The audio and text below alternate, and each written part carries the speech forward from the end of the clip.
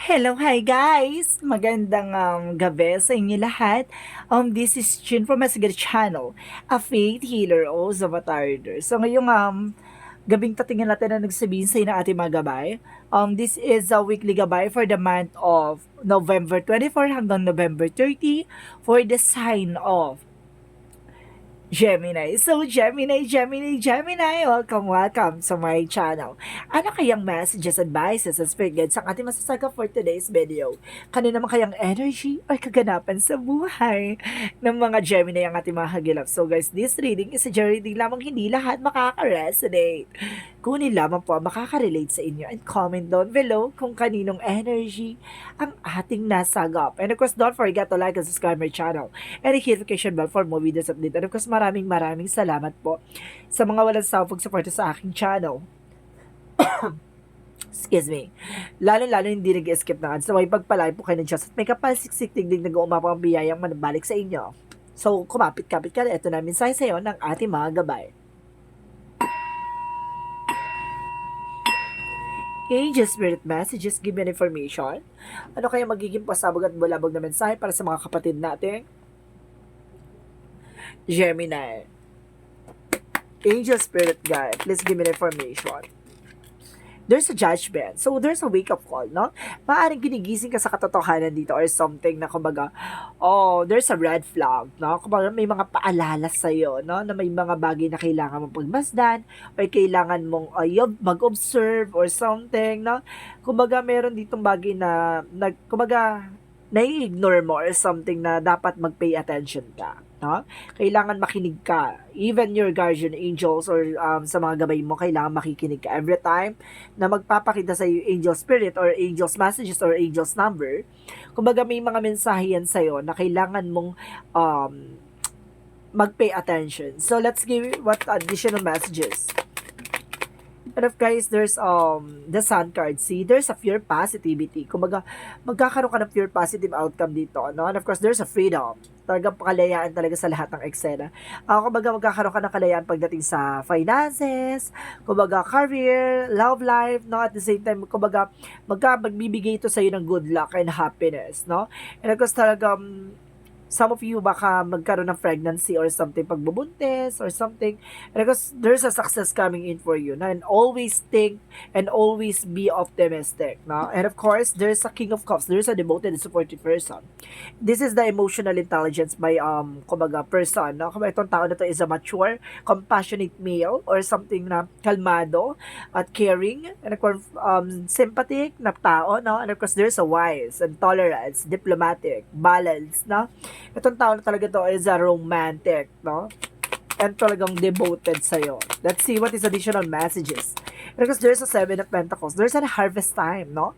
Kumbaga, at the end of the day, kumbaga, may mga bagay na tinanim ka. So, this is the moment, kumbaga, ma-harvest mo yan at the end of the time. So, this is the things coming, to the fruitions or something hard work, paying off, harvest time, rewards, no? And of course, there's a result or paying off, no? And because there's an information that Page of Pentacles, there's a manifestation, no? And of course, there's an investment. So, get more ideas and new ideas, make an investments, and plan, no? Kailangan mong bumuo ng bagong eksena. So, let's see what is additional messages. And of course, guys, there's King of Pentacles. There's a security. No? Kumbaga, maging secure ka pagdating sa finances. And so, of course, sa career and an investment. No? Pagdating sa finances, kailangan mature and grounded ka. Kailangan matalino ka. Hindi pwede magpapabudol o magpapauto ka kung kani-kanino. No? So, let's see what is the judgment. Kasi ang Gemini is mababa ang loob. Madali sila talagang maawa. And of course, there's a Trio of Cups. So, there's a celebration or there's a red flag for friendship. Ibig sabihin dito, parang may wake up call sa'yo dito na, ikaw, wag ka pumunta sa party or something, maging aware ka ha, kasi magkakaroon ka ng, kumbaga, magkakaroon ka ng problema or conflict dito sa party na to or some of you reunion, celebration, some of you ganyan. Parang there's a wake up call, no? Parang magising ka sa katotohanan na maaaring ginagamit ka lang nila or some of you ganon. Or some of you naman guys, kumbaga maging aware to. This is the red flag, no? Na kailangan mo maging aware. Huwag ka pupunta ng mga piyestahan, festival or something, gathering na kumbaga hindi kumbaga this time ha, ito ha, kumbaga Gemini, maging aware kayo this week, no? Kasi kumbaga parang may babala sa iyo ito na mag-ingat kasi baka magkaroon ng disgrasya or something. Paalala to ha, kasi there's a premonition ako na sense dito eh. Biglang ako nakasense ng ano. So let's see what is the sun card. Let's see what is the sun card. And of course, there's a Nine of Cups. There's a wish fulfillment. So, mayroon dito katuparan sa mga pangarap mo. At unti-unti nang matutupad yan. Maaaring pinangarap mo din na magkaroon ka ng anak, or some of you magbuntis ka, or some of you there's happiness na magbibigay sa'yo ng bagong eksena. No? And of course, there's an abundance, success, and of course, satisfactions, and prosperity, achievement, rewards, and confidence. No? Kumbaga lahat ng mga good energy na magdadala sa'yo ng fulfillment is here. And of course, there's a tower moment. There's a sudden changes, no? And of course, there's a chaos or something destruction. And of course, sudden upheaval or something, a trauma or unexpected change. Kumbaga, may mga biglang pagbabago dito. And of course, this person is a devoted, no? Kumbaga, kahit na pilit na sinisira at pilit na pilit na parang bini-brainwash, pero it's still a mature person, no? Kumbaga, hindi nila to mabubudol or something, no? So, let's see what is the Seven of Pentacles. And of course, there's a full card. So, leap of faith, no? Kumbaga sinasabi dito, magtiwala ka. Kung ano man yung tinanim mo, siya itong aanihin mo. Ganon. So, ibig sabihin, magtiwala ka kung ano mga bagay na ginagawa mo, magre-reflect lang din sa'yo yan. So, let's see what is the Page of Pentacles. A Page of Pentacles is the Star card. So, wow! The Star card represents a wish fulfillment and hope, no? Because there's a miracle. So, ibig sabihin dito, itong investment or something, new ideas and new plan mo, magdadala sa'yo ng hope, inspiration, and creativity, no? Magkakaroon ka ng bagong eksena dito na magdadala ng panibagong umpisa at panibagong pasabog, no? Kumbaga, this is also a spiritual and healing, no? And of course, sinasabi dito, kumbaga magkakaroon ka ng renewal, no? Pagdating sa pera, pagdating sa finances. Because there's a Ten of Swords in reverse. So, ibig sabihin dito, there's a recovery, no? Recovery, and of course, pag-alis sa mga taong traidor. No? And of course, kailangan maging secure ka. Kasi marami dito nagbabalat kayo. Maraming impostor. Mag-ingat ka, may ahas. Or of course, kumbaga matuto ka na sa nakaraan mo na, kumbaga, naabudol, naulbul, or something na brainwash or something na merong lumapit sa'yo ng garantor, no? Matuto ka na. Minsan ka na nagkamali, matuto ka na. Let's see what is the judgment of the Three of Cups. And of course, there's a Six of Cups. Oh my God, sabi ko na there's a friend eh. Mag-ingat ka ha, kasi it's either it's an ex, no? Kumbaga, naaaring pumunta ka sa bahay ng ex, or pumunta ka sa bahay ng kaibigan mo, or pumunta ka sa party ng kaibigan mo, or pumunta kayo ng kaibigan mo sa isang situation, or sa isang gathering, or something, celebration, or wedding, or party, or binyag, or something na, kumbaga, festival, ganon, piyestahan, umiwas, ha? Kasi magkakaroon talaga to ng kumbaga, problema. And of course, there's an information by the Five of Cups, baka pagsisihan mo at the end of the time, no? Magkakaroon ng abandonment and losses dito, and guilt, para magkakaroon ka ng, dito, no? Kumbaga, pagsisisi and trauma. So, let's see what is the King of Cups and the Tower moment. There's a Six of Pentacles. So, there's that information, there's a give and take, no? Kumbaga, itong tao na to, kumbaga, hindi lang siya, kumbaga, parang one-sided or something na gusto siya lang ng tanggap. Hindi siya ganon. Kumbaga, itong tao na to, kumbaga, marunong siya mag-give and take. So, relationship, pagdating sa finances, kumbaga, itong tao na to, yung magpapabago ng kahulugan mo pagdating sa buhay pag-ibig. Now, let's see what is the Seven of Pentacles and the Full card. What is the Seven of Pentacles and the Full card? And of course, there's a Seven of Swords. So, see, live of faith pagdating sa finances. Magtiwala ka sa kung ano man tinanim mo, pero huwag ka magtitiwala sa mga taong lalapit sa'yo. Manghihiram ng pera, or etc. Kasi some of you na-betray ka na before. No? And of course, kailangan mo maging security. There's a sneakiness, and there's a cheating lying on you. No? Maging aware ka lang pagdating sa finances. Kasi pinaghirapan mo yan. Tandaan mo. No? Let's see what is the Page of Pentacles, and of course, there's Star card. So, there's Knight of Pentacles. So, there's routine, and of course, there's a cycle, patience, so practicality. Ibig sabihin dito, slow and steady, no? Kumbaga, unti-unti nang matutupad yung mga pangarap mo, yung mga bagay na sinimulan mo, kumbaga, magkakaroon na ng pagbunga, kumbaga, sinasabi sa'yo dito na magkakaroon ka ng hope and miracles dito na magdadala sa'yo ng wish fulfillment. So, let's see what is the King of Pentacles and the Ten of Swords in reverse. And of course, sinasabi dito, there's an high priestess. See? There's a hidden agenda. Yung pala tong tao na to, kaya ginagawa kasi may lihim na inggit sa'yo, no? Ito pala tao na to, kumbaga, gusto kanya pabagsakin, gusto kanya mahirapan, no? Kumbaga, there's a trust, magtiwala ka sa sarili mo, and of course, sabi the spiritual insight, may mga pasilip sa'yo na about sa spirituality, na be aware na sa mga tao sa paligid mo, kasi there's a hidden agenda na maaaring magkaroon ng reveal, no? Maaaring magkaroon ng revelasyon. So, let's see what is the outcome. Let's see what is the outcome. Okay, ang outcome for you is the moon card. Wow! Alam nyo guys, sa Gemini, naka-line up the sun, the star, the moon. So, it means lahat na mangyayari sa'yo, naka-line up na for you. And of course, the moon card is a truth reveal, a revelation. No, maraming ganap na mangyayari for you dito. Additional messages. There's a Knight of Swords. So, there's a success driven. So, ibig sabihin magtatagumpay ka. There's a big changes coming in for you. And of course, there's a be assertive. And of course, kumbaga, magkakaroon ka dito ng something moment, no? There's a moment. Ano kasi sinasabi din sa'yo dito? There's the world card. So, some of you, there's a trouble, no? Magkakaroon ka rin ng trouble around the world. So, some of you, baka meron kang, kumaga, kakilala o asawa, taga-ibang bansa, no? And of course, baka makapag-ibang bansa ka, or baka hinihintay mo makapag-ibang bansa ka, or meron kang inatim na balita na, kumaga, baka gusto mo mag-ibang bansa, no? There's the word. And of course, sinasabi rin kasi ng the word is success and achievement, trouble, completion and fulfillment, no? So, let's see what is the love oracle card. What is the love oracle card? There's a hammer, so I told you, there's a sabotage. Kaya mag-ingat ka, no? Itong tao na to, hindi siya para, kumaga, di ba, tulungan ka, kundi sirain ka. And of course, there's a chaser, see? Abandonment issue. Ibig sabihin dito, kumbaga, kailangan mo tong pakawalan, kailangan mo tong, kumbaga, maging maingat dito sa tao na to. No, baka maaari inagaw din yung ex, yung kumbaga ex mo inagaw ng friend mo, ganoon, baka may ganong eksena, kaya pinag-iingat ka, no? Let's see what is additional messages. And there's an abundance, so magkakaroon ka ng kasaganahan talaga, no? And there's a relationship. I told you, it's all about relationship. Maaaring talaga nagkaroon ng sapaw, no? And there's an indecision. And kasi ngayon ako nahihirapan ka magdesisyon. So, let's see what is a yin and yang oracle card. What is a yin and yang oracle card?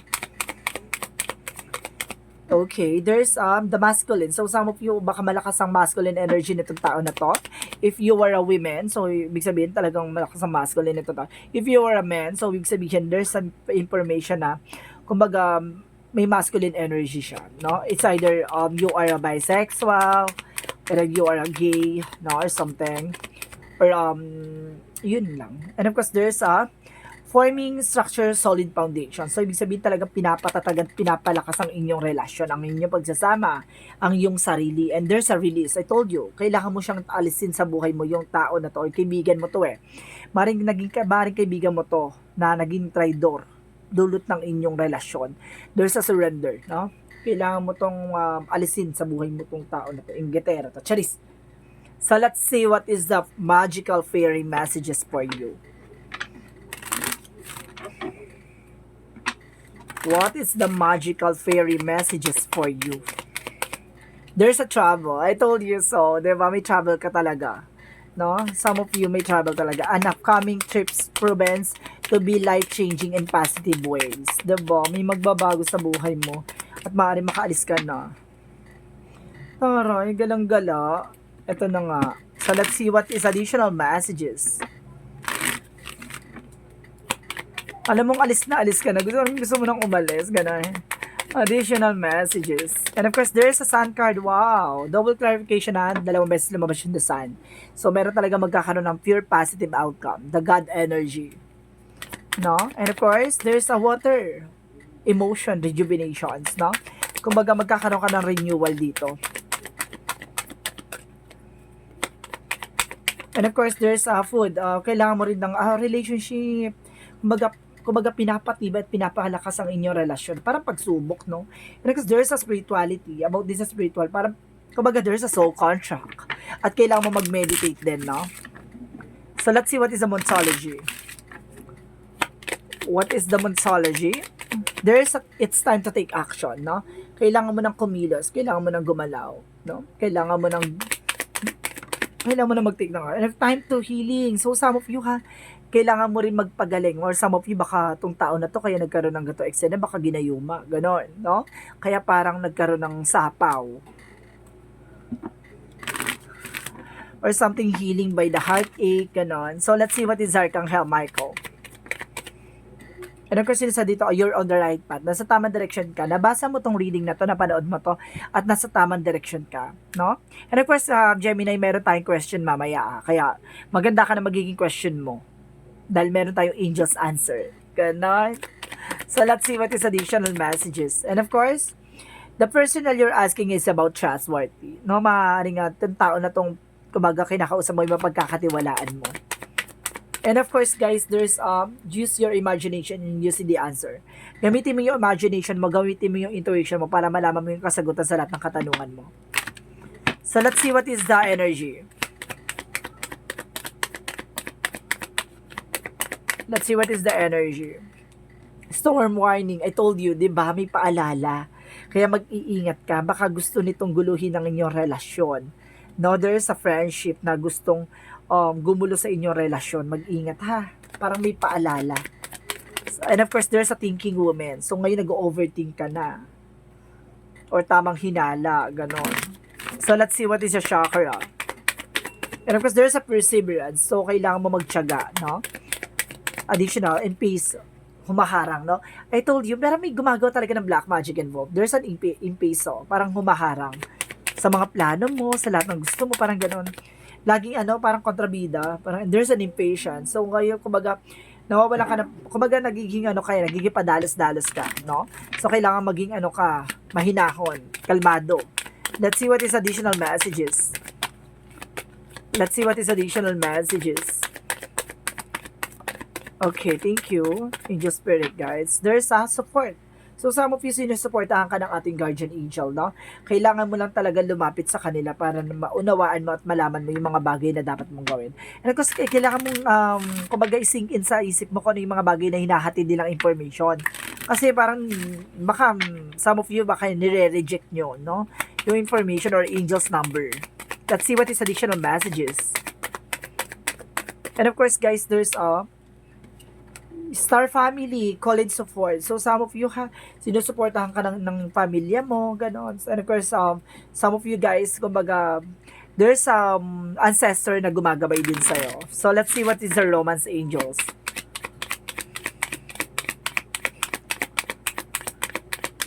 Romance angels. Heart-to-heart conversation. So, kailangan nyo mag-usap, no? Kailangan nyo magkaroon ng conversation with your loved ones, no? With your partner, with your asawa, ganon.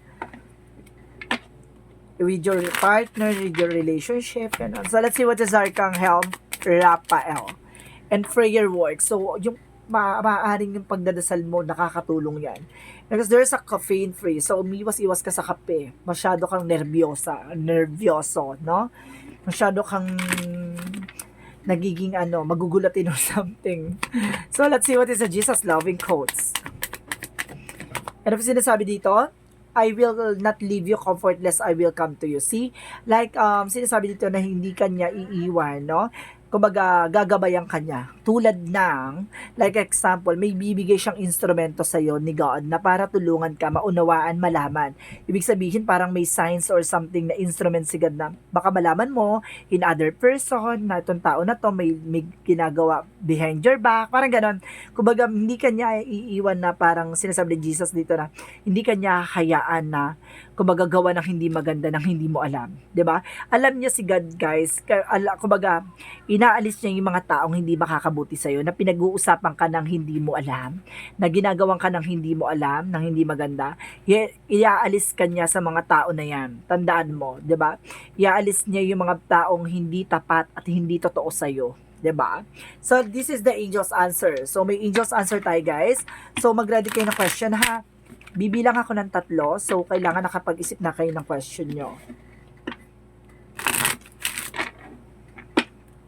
Okay, so let's proceed. 1,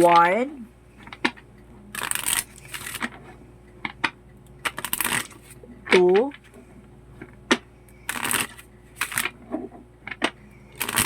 3. So, nakapag-isip ka na, guys? O, eto na.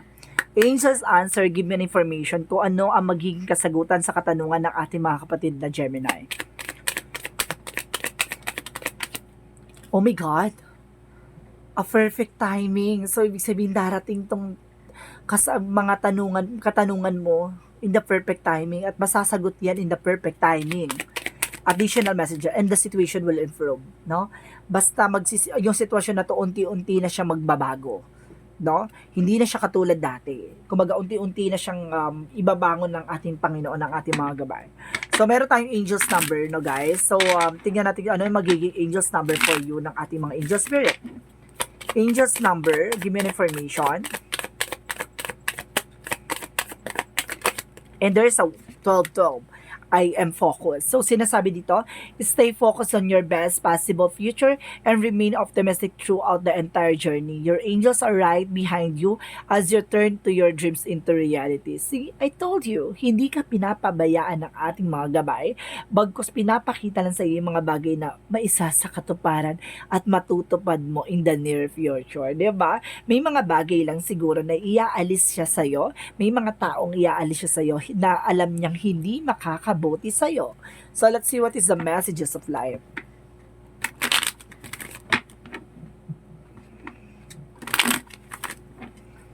What is the messages of life? Return to the inner temple. So, sinasabi dito guys, today I rediscover my inner sense, my inner self in sacred silence. This is the inner temple in which I am able to calmly study the lessons life has provided me here. I regain my sense of fragility. I retrieve my trust in the universe. But in the light of the inner temple, I know that remember the value of each and every step of my life. See? Kumbaga ngayon nalalaman mo na ang kahulugan ng mga bagay-bagay na nangyari sa buhay mo.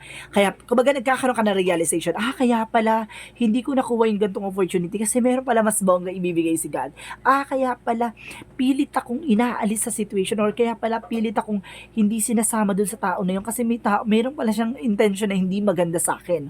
Or some of you guys, baka itong tao na to, kaya ka laging nandun sa situation kasi itong tao na to, hindi hinahayaan ni God na makagawa siya ng hindi maganda against sa iyo sa inyong relationship.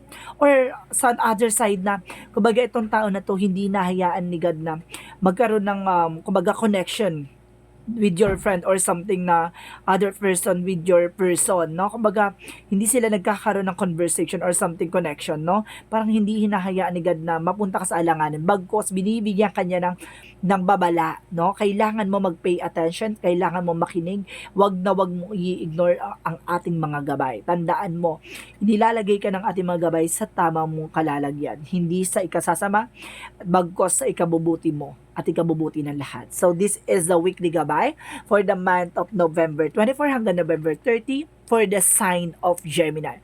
This reading is a general reading lamang, hindi lahat makaka-resonate. Kunin lamang pa makaka-relate sa inyo and comment down below kung kaninong energy ang ating nasagap. Maraming salamat sa mga walang sawang suporta sa aking channel. Lalong-lalo na hindi nag-i-skip ng ads. Naway pagpalain po kayo ng Diyos at may kapal siksik-liglig nag-uumapaw ang manumbalik sa inyong biyaya. Maraming salamat po and see you in the next video. Bye-bye and babush!